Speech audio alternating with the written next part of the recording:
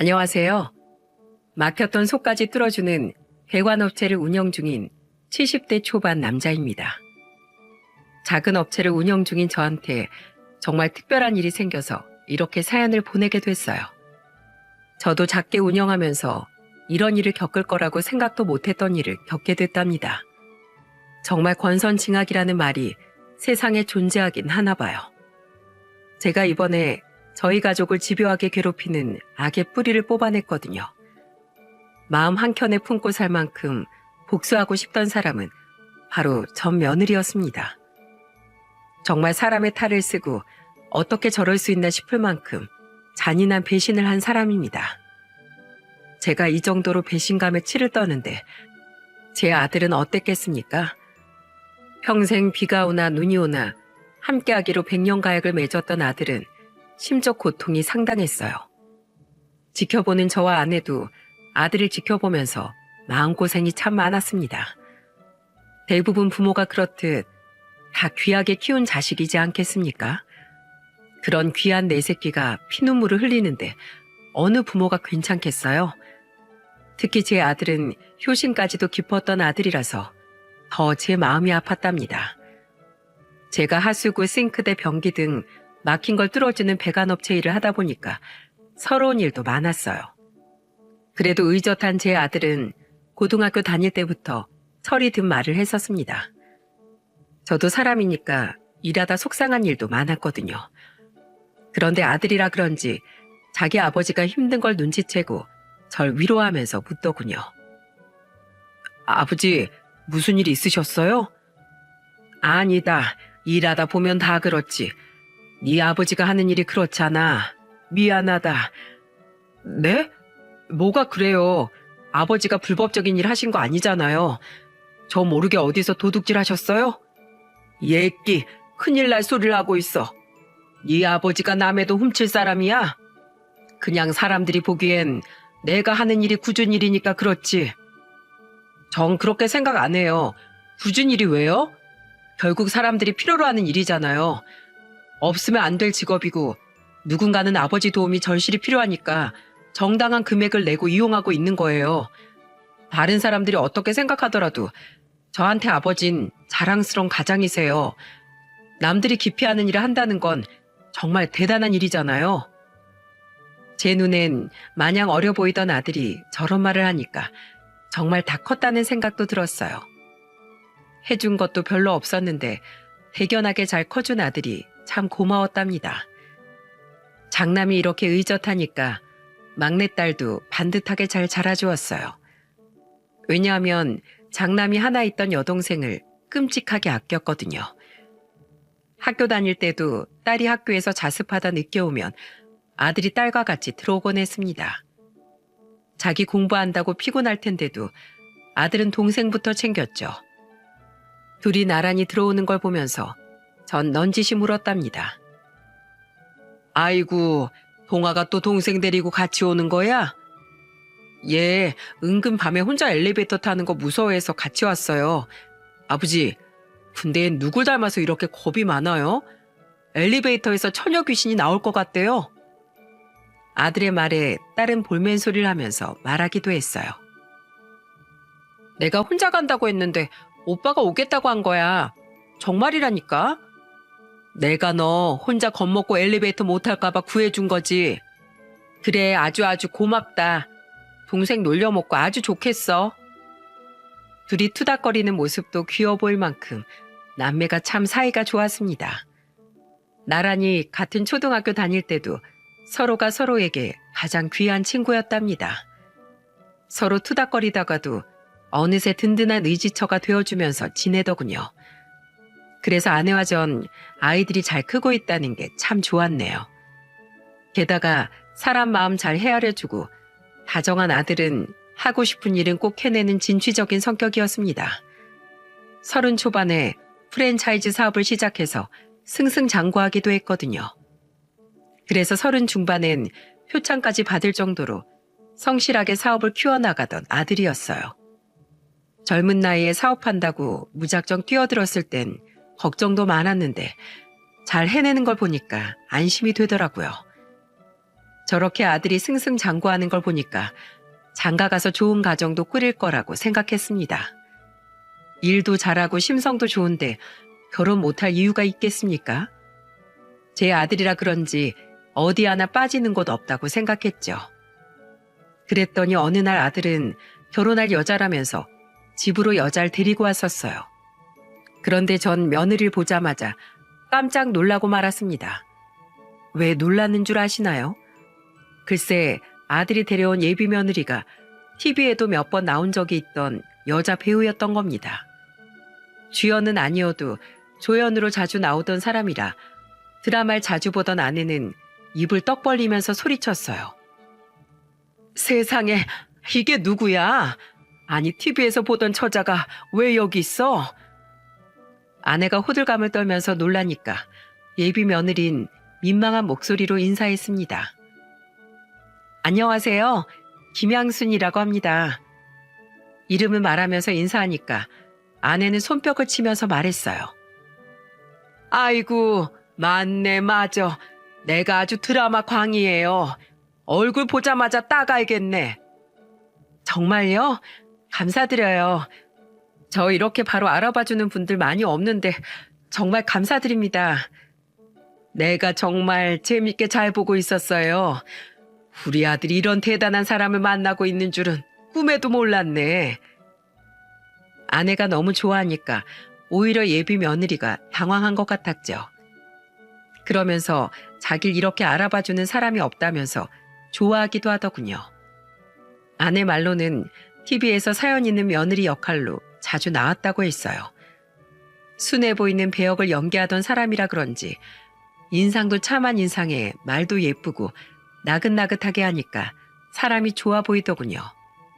그런데 전 TV에도 나오는 배우라고 하니까 까탈스럽진 않을까 걱정이 들기도 했어요.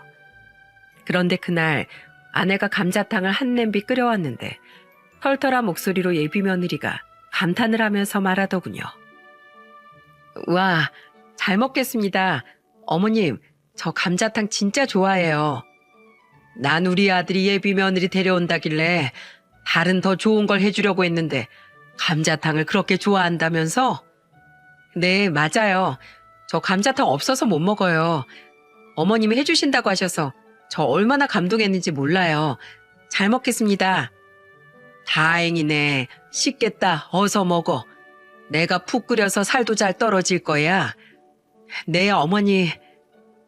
유명하진 않아도 TV에 자주 나오는 배우라고 해서 까탈스러울 줄 알았는데 그날 아주 뼈까지 들고 잘 먹는 겁니다.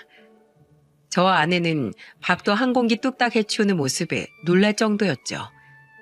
아무리 감자탕이 먹고 싶다 해도 다른 걸 했어야 됐나 싶었는데 감자탕을 안 해줬으면 서운할 뻔했다니까요. 그래서 까탈스럽지 않고 털털하게 말하는 예비 며느리가 참 예뻐 보였답니다.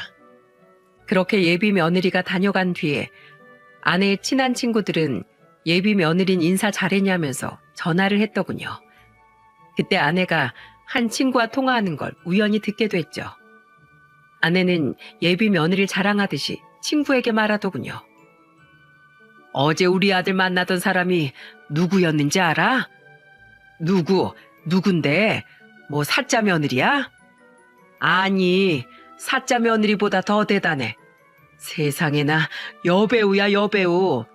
우리 보던 그 드라마에 조연으로도 나왔었어. 어머, 진짜? 아니, 정말 그 여자라고? 그렇다니까. 난 사짜 며느리도 안 부러워. 너도 알지? 내가 그 드라마 얼마나 재밌게 봤었는지. 나 눈앞에 있는 거 보고 헛거보는 줄 알았다니까. 아이고, 내 친구 며느리 복이 터졌어. 내가 네 결혼식은 전쟁이 나도 갈게. 아내는 부러워하는 친구들의 말에 어깨가 으쓱해져 있었어요. 제 친구들도 아들 소식을 듣고 부러워하면서 한마디씩 하기도 했답니다. 아들 사업 승승장구한다더니 이제 며느리까지 잘 들어오네. 집안의 경사가 줄을 이어서 좋겠다. 자식 잘 되는 게 내 나이에 최고 복이지. 그 당시 전 아들 덕분에 어깨가 으쓱해졌어요. 아마 저와 나이가 비슷한 분들은 공감하실 겁니다. 제 나이에 자식들이 잘 사는 게 최고 자랑거리 아닙니까? 그래서 저도 아들 덕분에 인생의 훈장 하나 단 기분이었어요. 특히 아들 결혼식 때도 하객들은 며느리 칭찬을 입이 마르고 닳도록 했었답니다. 참하고 예쁜 며느리를 누가 마다하겠습니까? 그렇게 수많은 하객의 축하를 받은 아들이 행복하게 잘 살 거라고 생각했어요. 그리고 처음엔 저희 부부의 바람대로 정말 잘 살았고요. 한 번은 아내가 친구들과 여행을 가기로 했던 적이 있었죠. 그때 며느리가 어떻게 했었는 줄 아십니까? 평소 아내가 옷도 잘 사는 성격이 아니다 보니 어디 간다고 하면 입고 갈 옷이 별로 없었어요. 그때 막내딸도 결혼 준비한다고 바쁠 때라 아내를 미처 챙기지 못했죠. 그런데 며느리가 갑자기 양손 가득 뭘 들고 찾아온 거예요. 그러면서 가져온 걸 하나씩 풀면서 아내한테 말하더군요. 어머님, 이것 좀 한번 입어보세요. 내일 모레 친구분들이랑 제주도 가신다면서요? 그걸 어떻게 알았어? 내가 말도 안 했던 것 같은데. 어머님이 남편이랑 통화하는 거 들었죠. 지금 남편 일이 좀 바쁠 때라서 제가 준비 좀 해봤어요. 이런 거 며느리가 챙겨야죠. 세상에, 이걸 다 직접 골라서 사온 거야? 그럼요. 어머님, 제가 다 어머님 생각하면서 다 골라온 거예요. 사이즈도 딱 맞으실 거예요. 어머, 어쩜 이렇게 꼭 맞을까? 너도 바쁠 텐데 이런 건 어떻게 샀어? 아내는 며느리가 사온 옷을 입어보면서 기뻐했습니다. 거울에 이리저리 비춰보는 모습을 보는데 소풍 가는 아이 같은 모습이었습니다. 아이처럼 기뻐하는 아내 모습에 저도 마음이 참 좋았어요. 그렇게 한참을 아내와 며느리가 옷을 정리하고 있었는데 갑자기 며느리가 주머니에서 봉투를 꺼내면서 아내한테 말하더군요. 어머님, 이건 현금인데 챙겨두세요. 이게 뭐야? 옷을 이렇게 사줬으면 됐지. 돈은 또 뭐야? 에이, 며느리가 드리는 용돈인데 넣어두세요. 지금 아가씨도 결혼 준비한다고 바쁘잖아요. 그러니까 제가 더 챙겨야죠. 그리고 이 돈은 제가 얼마 전에 일해서 번 제 돈이에요. 아니, 너 힘들게 번 돈인데 네가 가지고 있어야지. 나 신경 쓰지 말어. 이 옷들이면 충분하니까 얼른 가져가. 아유, 어머님, 넣어두세요. 저 이만 갈게요. 조심히 잘 다녀오세요. 며느리는 아내가 용돈을 안 받고 돌려주려고 하니까 황급히 그 자리에서 일어나서 나가더군요. 세상에 이런 며느리 싫어할 사람이 어디 있겠습니까? 저도 그런 며느리를 보니까 하나라도 더 해주고 싶더라고요. 그래서 며느리가 임신했을 당시 저와 아내도 신경을 많이 썼었어요. 며느린 그때 임신 후 살이 찌면서 좀 우울해하기도 했습니다. 하지만 저희 부부는 그런 상황이 처음이라 어떻게 해줘야 하나 모르는 것 투성이었죠. 그래서 한참 알아보다가 막내딸이 저한테 좋은 정보라면서 한 가지를 알려주더군요. 내 친구 중에 승무원이었던 친구가 있는데 임신하고 몸 망가지면서 스트레스가 많았나 봐. 아무래도 보여지는 직업이니까 관리 잘하다가 살찌면 마음이 안 좋을 거야. 임산부가 하는 요가도 있다던데 한번 알아볼까? 그래? 그거라도 한번 알아봐. 내가 2달 정도 등록해주면 좀 낫겠지.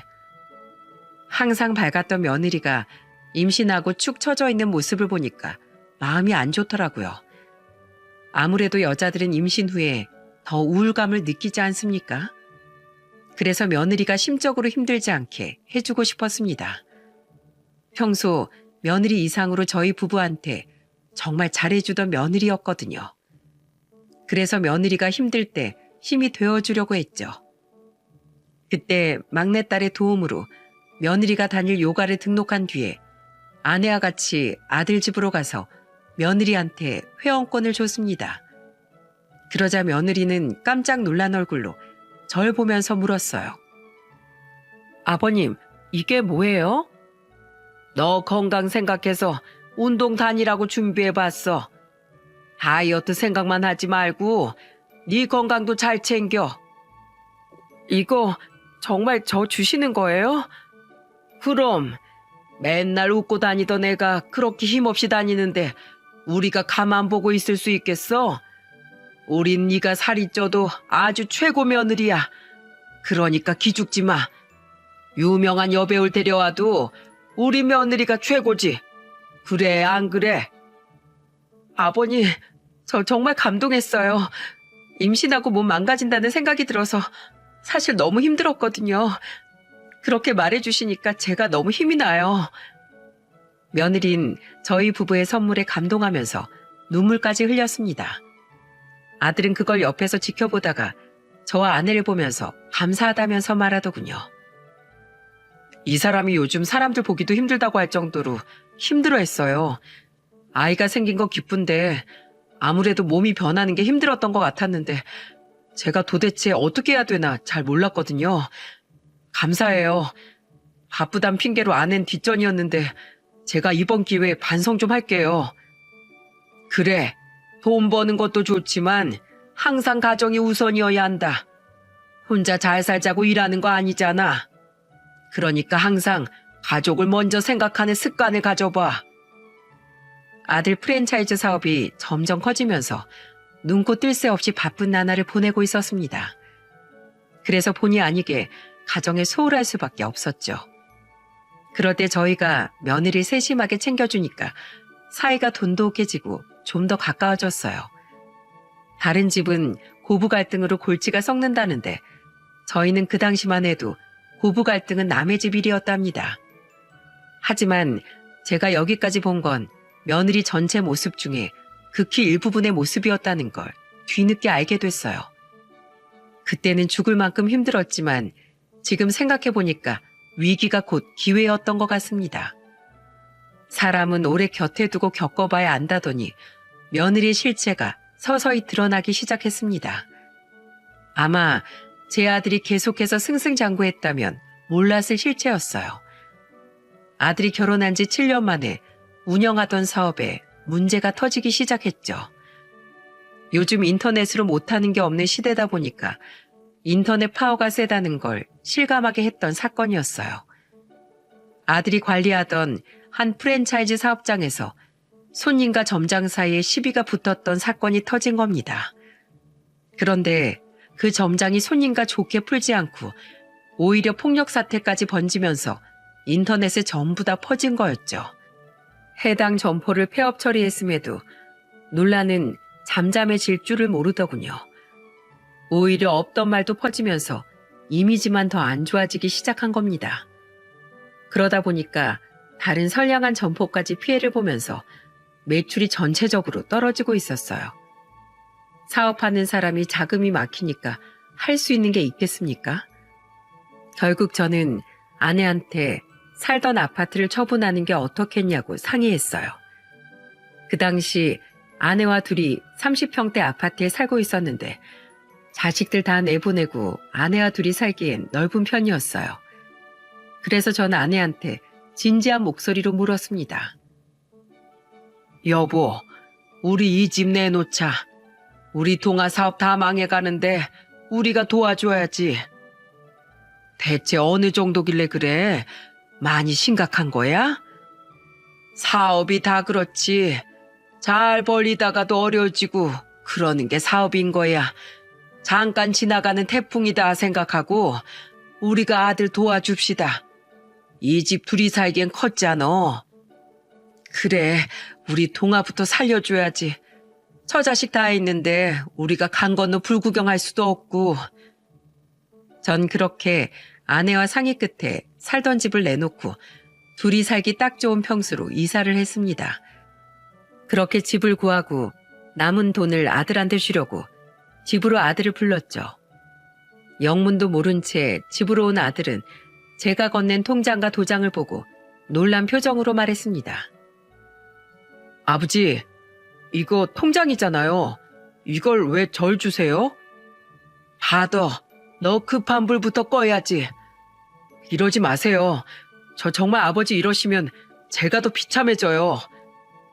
부모 자식 간에 체면이 어딨어? 내가 널 어떻게 키웠는데 너 이대로 망하는 걸 두 손 놓고 보고 있을 것 같아? 널 위해서 주는 것도 있지만 내 며느리, 내 손주도 힘들지 말라고 다 생각해서 도와주는 거야. 그러니까 받아둬. 내가 해줄 수 있는 게 이것뿐이구나. 백도 없고 돈도 없는 아비라서 미안하구나. 아버지가 뭐가 미안해요. 다 제가 부족한 탓이에요. 죄송해요. 제가 사업하면서 절대 부모님께 손 벌리고 싶지 않았는데 정말 면목이 없습니다. 아들은 제가 준 통장을 잡고 한참을 울었어요. 저와 아들의 대화를 듣고 있던 아내도 구석에서 숨죽여 울고 있었습니다. 참 사는 게 뭔지 자식 일의 부모는 언제나 약자인가 봅니다. 자식 앞에 장사 없다고 힘들어하는 자식을 위해서 다 죽어도 마음 한켠에 미안함이 남더군요. 그렇게 아들은 저희 부부가 준 돈으로 급한 불을 껐습니다. 몇 달을 버티는가 싶더니 또 위기가 찾아오길 반복하고 있었죠. 그런데 보통 남편이 하던 사업이 어려우면 자연스럽게 아내도 같이 아끼면서 살아야 하는 거 아닙니까? 아들이 잘 나가던 땐 당연히 풍족하게 지냈겠지만 그때는 사업이 휘청거리는데도 며느리는 정신을 못 차리는 것 같았어요. 그때 아내와 제가 우연히 아들 집에 갔다가 며느리를 보고 깜짝 놀란 적이 있었죠. 아내가 집안 분위기가 뒤숭숭하다고 먹는 거 부실하게 먹고 살까봐 반찬을 싸서 갔었어요. 그런데 집에 가보니까 이제 막 초등학교 입학했던 손자가 혼자 서 있는 거예요. 아내는 깜짝 놀라 손자를 보면서 물었어요. 석훈아, 혼자 있었어? 엄마는? 엄마는 병원 갔어요. 무슨 병원? 엄마 어디 아파? 아픈 건 아닌데 일주일에 2-3번씩 병원에 가요. 손자의 알 수 없는 말에 이게 무슨 일인가 싶었습니다. 그런데 잠시 뒤 나타난 며느리의 모습에 아내와 저는 경악을 했어요. 대체 뭐라고 온 건지 얼굴이 새빨갛게 된 채 온 거예요. 그때 아내가 며느리의 얼굴을 보고 깜짝 놀라 다급하게 물었습니다. 세상에 며느라, 너 얼굴이 왜 그 모양이야? 입술은 퉁퉁 붓고 얼굴은 시뻘겋게 되질 않나? 또 그 멍자국은 뭐야? 누가 때렸어? 너 혹시 맞은 거야? 제가요? 아니에요, 어머님. 이거 피부과에서 시술 받은 거예요. 뭐? 뭘 받아? 이거 시술 받은 거라고요. 나이 드니까 입술이 얇아지는 것 같아서 필러 좀 맞고 피부 탄력도 많이 떨어져서 리프팅 좀 받았어요. 집 근처에 새로 생긴 피부과가 저렴하게 하길래 바로 갔다 왔어요. 저 잘했죠?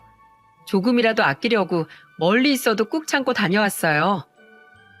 정말 해맑은 목소리로 말하는 며느리 때문에 뒷목을 잡을 것 같았어요.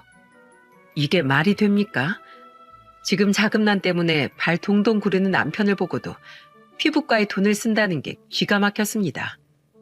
그래서 전 어이가 없어서 며느리를 보면서 한 소리 했습니다. 그게 지금 돈을 아꼈다는 거냐? 아예 안 쓴 것도 아니고 돈은 돈대로 쓰고 돈을 아꼈다니 그게 무슨 소리야? 왜요? 저 이래봬도 여배우인데 항상 준비된 자세로 관리를 해둬야죠. 너 지금 네 남편 사업이 어떻게 돌아가는지 알고도 이러는 거냐? 어려울 때일수록 네가 집에서 한 푼이라도 아껴야지. 저 아끼고 있었어요. 그래서 피부과도 멀리 있어도 싼 곳으로 갔잖아요. 지금 그걸 말이라고 하냐?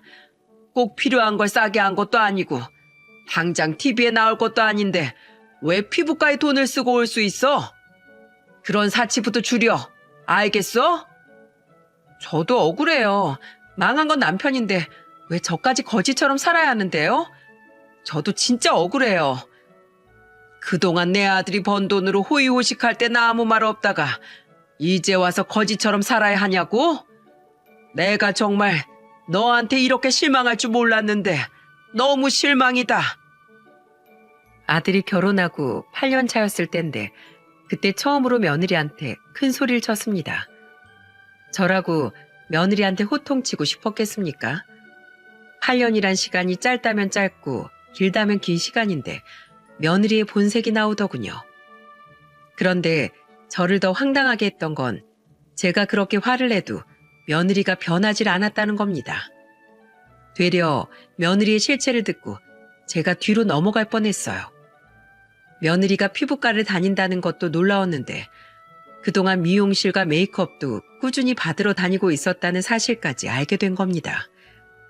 명절에 며느리가 손자 아들이랑 같이 왔는데 혼자서만 머리부터 발끝까지 엄청 달라 보였어요.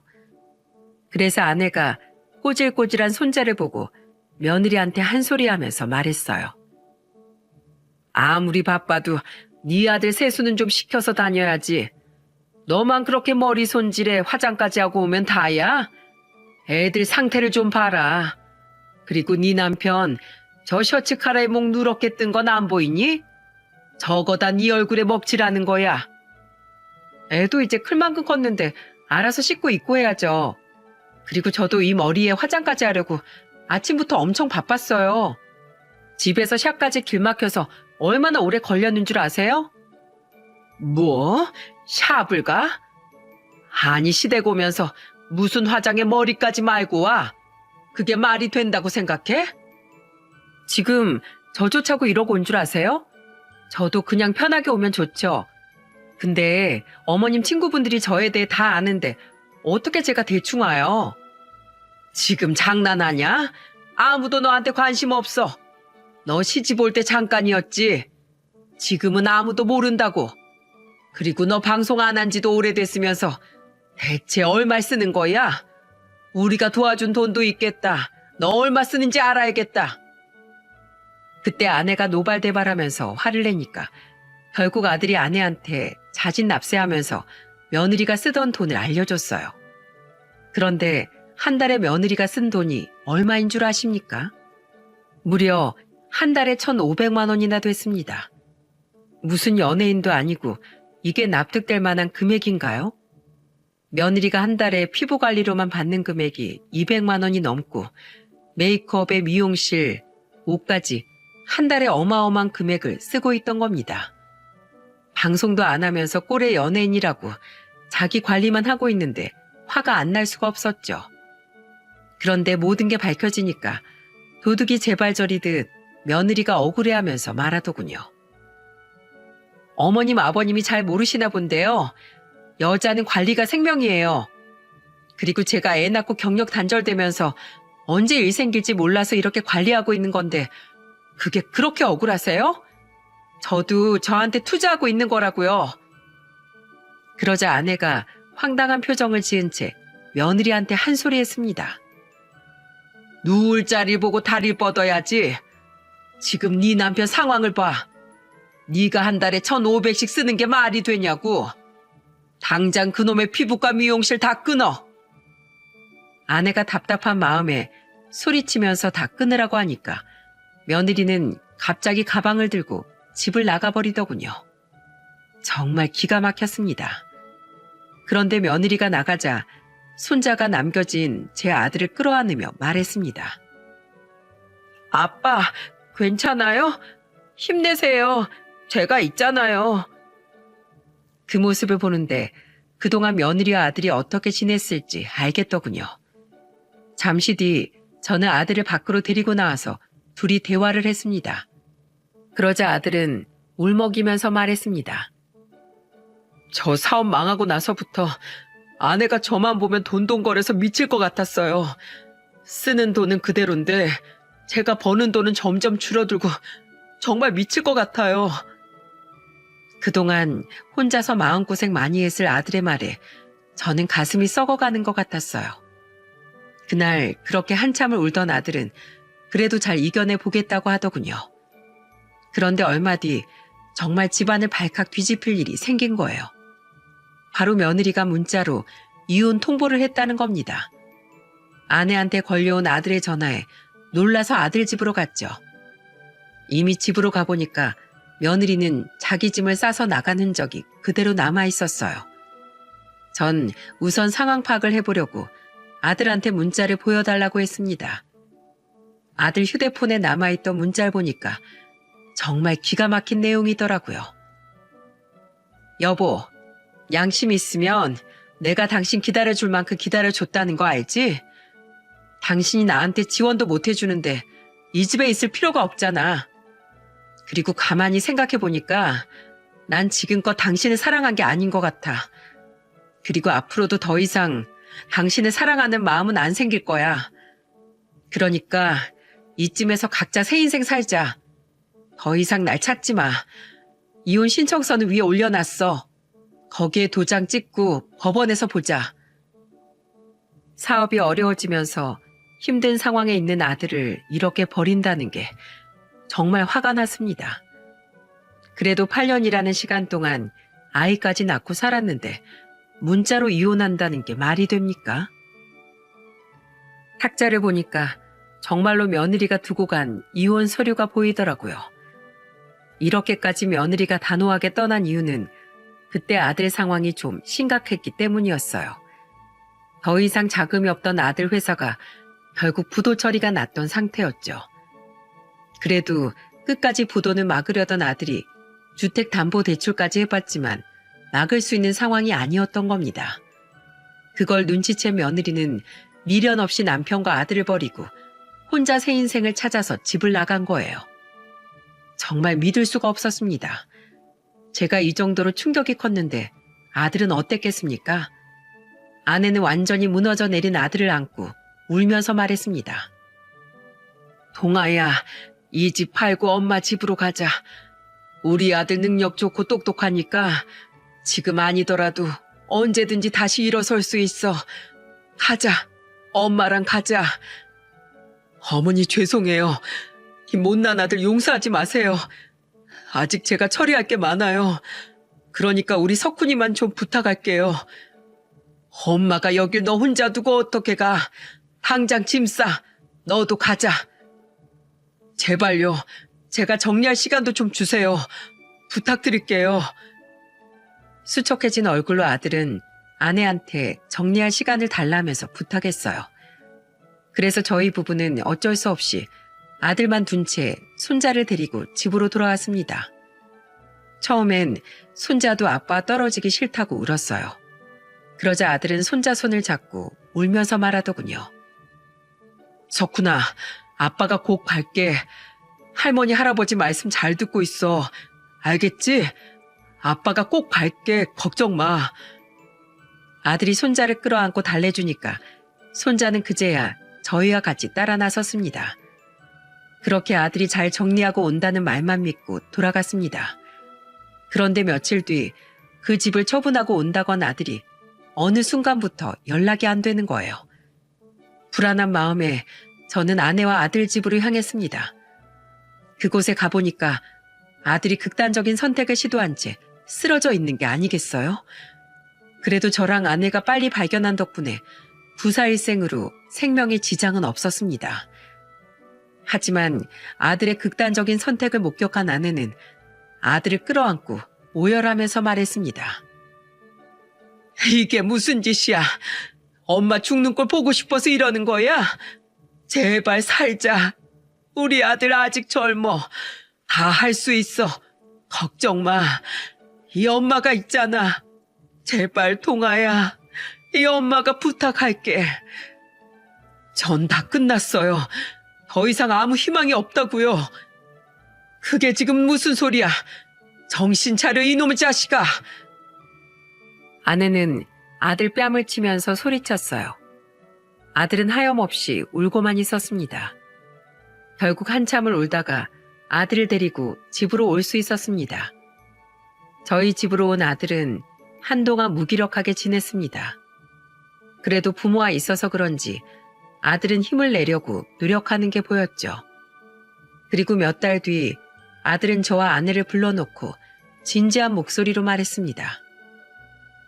아버지, 어머니, 이제 이혼도 마무리됐고 회사도 정리했어요. 그동안 정말 죄송했습니다. 저 다시 열심히 살아볼게요. 그러자 아내는 놀란 목소리로 아들 손을 덥석 잡으면서 말했어요. 그래, 잘 생각했어. 잘했어. 다시 열심히 하면 충분히 다시 해볼 수 있어. 아내는 아들을 응원하면서 말했습니다. 그래도 다시 재기하려고 기운 차린 아들을 응원해주고 싶었어요. 저도 조그만 사무실에서 배관업체를 운영하고 있어서 저도 더 열심히 살아야겠다고 다짐했습니다. 손주 맛있는 거 사주고 아들이 힘들 때 힘이 되어주는 든든한 아버지가 되어주고 싶었죠. 긴 터널을 이겨낸 아들을 응원하고 있는 건 막내딸도 마찬가지였습니다. 아들이 일하는 동안 손자도 돌봐주면서 아들이 일에만 집중할 수 있게 해줬어요. 딸도 결혼해서 아이를 키우고 있어서 육아에 능숙했습니다. 그렇게 가족의 응원을 받은 아들은 프랜차이즈 회사에서 좋은 조건으로 스카우트 되는 기회가 찾아왔어요. 그 당시 업계에서 상당히 촉망받는 사업가로 알려져 있던 상태였기에 비슷한 업계에서 좋은 연봉을 제시했었죠. 그 덕분에 아들은 능력을 펼칠 수 있는 회사에 입사해 일을 하게 된 겁니다. 아들이 자리를 잡기 시작하니까 손자도 금세 안정을 되찾았어요. 그렇게 모든 게 자리를 잡으면서 2년이 지나 있었습니다. 손자도 어느새 10살이 되어 있었죠. 그래서 혹시나 싶은 마음에 손자한테 조심스럽게 물었습니다. 석훈아, 엄마 보고 싶지 않냐? 에이, 할아버지 다 알아요. 이제 저도 10살이에요. 그동안 한 번도 찾아오지 않는 사람을 제가 왜 보고 싶어 해요? 전 지금 이렇게 사는 게 제일 좋아요. 아무렇지 않게 말하는 손자를 보니까 제가 더 마음이 아팠어요. 일찍 철이 든 손자 모습이 괜히 미안하기까지 했습니다. 그래도 어쩌겠습니까? 현실만 탓하기엔 아직 살 날이 많은 아들과 손자를 위해서라도 더 성실하게 살려고 노력했어요. 그리고 이젠 한 가족처럼 잘 지내고 있었죠.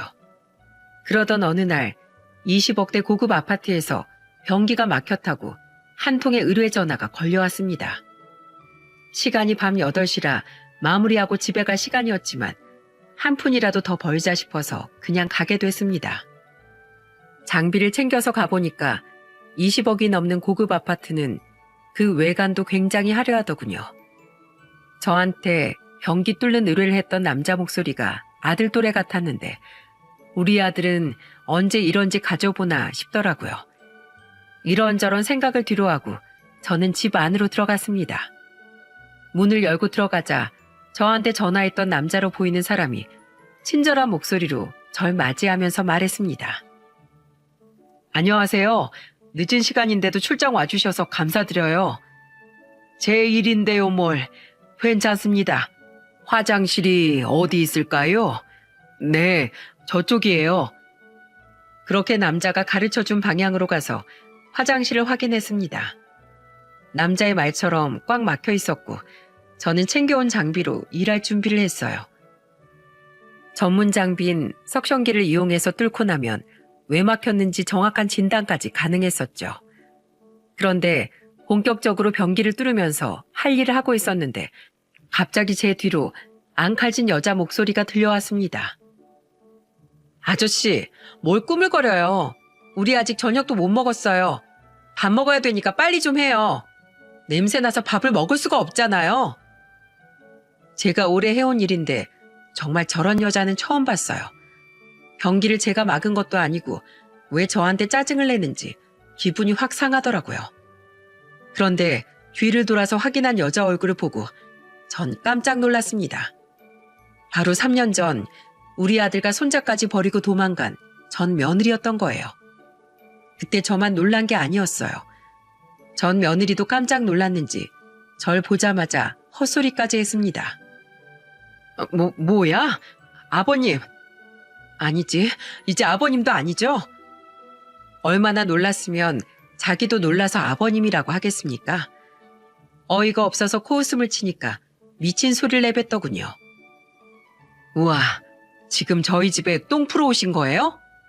어쩜 이렇게 만날 줄은 몰랐는데 이것도 인연이라면 인연인가 봐요. 근데 이걸 보니까 제가 참 이혼하기 잘한 것 같네요. 어떻게 살았길래 아직도 이러고 살아요? 됐고 그냥 하던 거나 빨리 하고 가세요. 뭐야? 네가 지금 뚫린 입이라고 그게 할 소리야? 어떻게 전 시아버지한테 이렇게 말할 수 있는 겁니까? 시집살이를 당한 것도 아니고 아들 옆에서 기생하듯 편하게 살았으면서 정말 기가 막혔습니다. 그런데 심기를 건드는 말은 이게 끝이 아니었어요. 바로 피도 눈물도 없는 전 며느리가 손자 이름을 거들먹거리면서 말한 겁니다. 왜요? 제 입으로 말도 못해요? 아, 석훈인 잘 커요? 이런 할아버지 보고 크면 잘 클 리가 없을 텐데 그건 좀 마음이 아프긴 하네요. 이혼하고 한 번도 찾아온 적 없던 전 며느리가 비꼬면서 손자 이야기를 하니까 저도 참을 수가 없더라고요. 그때 저도 이성을 잃어버렸던 것 같습니다. 자기가 한 짓은 생각도 못하고 아무렇지도 않게 전 시아버지 옆에서 껌을 씹으면서 말하는데 화가 안 나겠습니까? 그런데 말하면서 자꾸 실실 웃는 걸 보니까 딱 봐도 술에 취한 상태처럼 보였어요. 술 취한 놈한텐 매가 약이라는 말처럼 저는 똥을 풀려고 했던 석션기 호스를 들고 팡 하고 정확히 전 며느리 얼굴을 조준해서 날려버렸어요. 그러자 변기를 막았던 이물질이 전 며느리 얼굴에 정확히 맞고 바닥으로 떨어졌습니다. 그러자 전 며느리는 정신이 번쩍 들었는지 발을 동동 구르면서 소리를 질렀습니다. 아! 이게 뭐야? 뭐야? 이거 뭐냐고? 이거 똥물이잖아. 당신 미쳤어? 그래, 미쳤다.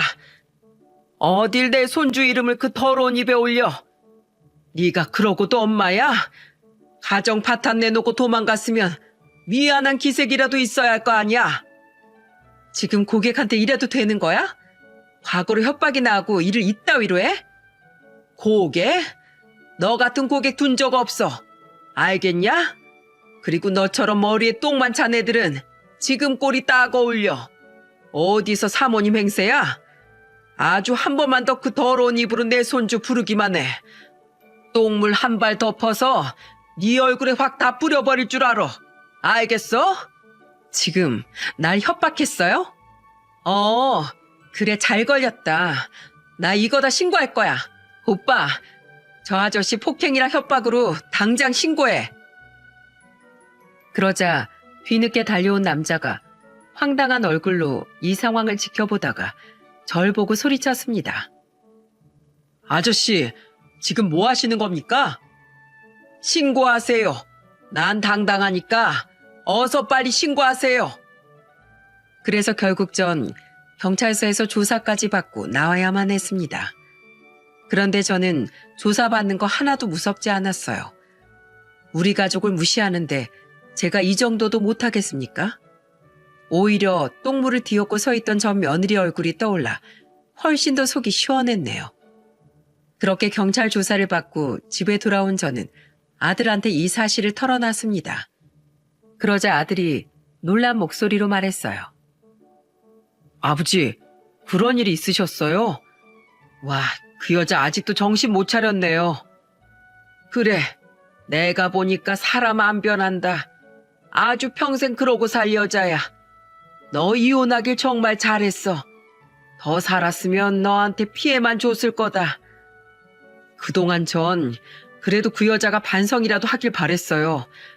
그런데 아버지 이야기 들어보니까 이젠 제가 나서서 본때를 보여줘야겠네요. 어떻게 하려는 거냐? 그때부터 아들은 양육비 소송을 준비하기 시작했습니다. 그동안 아들이 두고 보고 있었는데 고급 아파트에 살면서도 양육비를 안 주고 있다는 걸 알게 되자 가만히 있을 수가 없었던 겁니다. 그 결과 어떻게 됐는 줄 아십니까?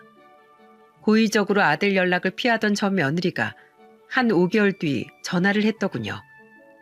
그때 저와 아내, 아들 이렇게 셋이 밥을 먹고 있는데 전화가 걸려와 다 같이 통화 내용을 들을 수 있었습니다. 그런데 혀가 꼬인 걸 보니까 또 만취해서 전화를 했던 거였어요. 그런데 전 며느린 술에 취해 정신 나간 소리를 하기 시작했어요. 당신 미쳤어? 나 지금 돈도 못 버는데 지금 양육비 소송을 걸면 어떡해? 누가 네 당신이야? 20억 고급 주택에 살면서 양육비 60만 원이 아깝냐? 네가 저질러 놓은 일은 수습하면서 좀 살아. 인생을 왜 그따위로 사냐? 나 아직 결혼도 못했어. 결혼이나 하고 나서 걸었어야지. 이제 어쩔 거야? 다 망했잖아. 이게 지금 애엄마가 할 소리랍니까? 손자는 잘 있나 묻지도 않고 본인 살기만 급급한 겁니다. 그런데 그날 전화에 충격적인 사실이 밝혀졌어요. 알고 보니까 그 남자 전 며느리는 동거하고 있던 거였습니다. 심지어 아들과 이혼 후 고급 술집에 다녔던 것 같았어요. 여러분 혹시 템프로라고 들어보셨나요? 돈 많은 그런 사람들만 상대하는 그런 술집에서 만난 남자한테 한탕 뜯어내려고 했던 겁니다. 그런데 끼리끼리 논다는 말이 있죠. 전 며느리가 어디서 지 같은 거 골라서 팔자를 고치려고 했던 거예요. 그날 울면서 전 며느리 얘기를 들어보니 어이가 없더라고요. 그 사람 빚 좋은 개살구였어. 불법 도박 사이트 운영하다 걸려서 얼마 전에 도박 공간 개설죄에다가 국민체육진흥법 위반으로 형사처벌 받게 생겼다고. 그뿐인지 알아? 그 집도 다 월세야. 내가 양육비가 어딨겠냐고.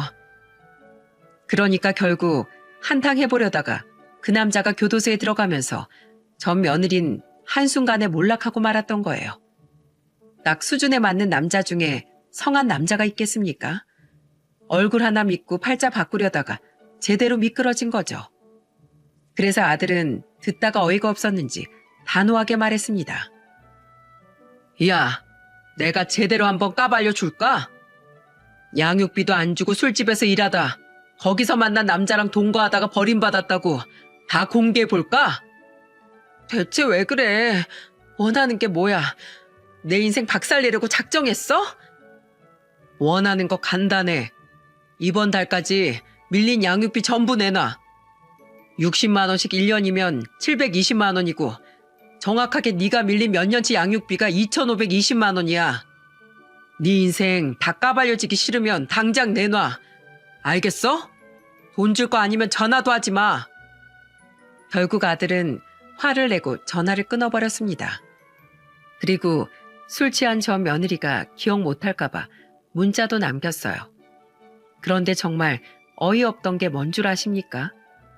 자기 이미지가 실추되는 게 겁나서 그런지 정말로 그달 안에 양육비 전부를 보낸 거예요. 줄 수 있는데도 안 준 걸 알았는데 아들이 가만히 있었겠습니까? 그래서 아들은 또 한 번 통보를 했습니다. 너 진짜 웃긴다. 지금까지 보내줄 수 있는데 안 보내줬다는 거네. 다음 달부터 한 달이라도 늦으면 나 정말 네 실체 낱낱이 다 밝힐 거야. 알겠어? 이런 막장 스토리 우리나라 언론이 아주 좋아하던데 너 진짜 똑바로 살아. 알겠냐? 하루라도 늦기만 해봐. 내가 가만 안 둘 거야. 알겠다고. 그러니까 내 신상 절대 유포 안 하겠다고 약속 지켜. 누가 보면 아주 대단한 스타인가 싶을 만큼 자신의 신상이 밝혀지는 건 두려워하더군요.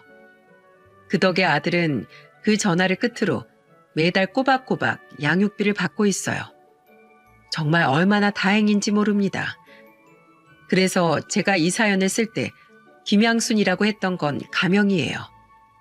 지금은 양육비를 잘 보내고 있어서 가명으로 사연을 보냈답니다. 앞으로도 전 며느리의 신상을 인터넷에 밝힐 일은 없었으면 좋겠네요. 혹시라도 손자가 친엄마의 실체를 알게 된다면 상처가 얼마나 크겠습니까? 그래서 그냥 지금처럼 양육비나 잘 보냈으면 좋겠네요. 모든 가족이 지금은 다 제자리에서 잘 지내고 있거든요. 아들은 그때 입사한 프랜차이즈 회사에서 승진도 하고 잘 지내고 있답니다. 빚도 대부분 정리해서 미래를 위해 돈도 모으고 있고요. 무엇보다 손자가 건강하게 잘 자라주어서 고마울 뿐입니다. 얼마 전에 저희 부부와 아들 손자까지 가족 사진을 찍었는데 손자가 꽤 컸더군요. 상처받지 않고 잘 클 수 있게 제가 더 열심히 살아야겠어요. 비록 큰 산을 넘어왔지만 그만큼 단단해진 것 같습니다.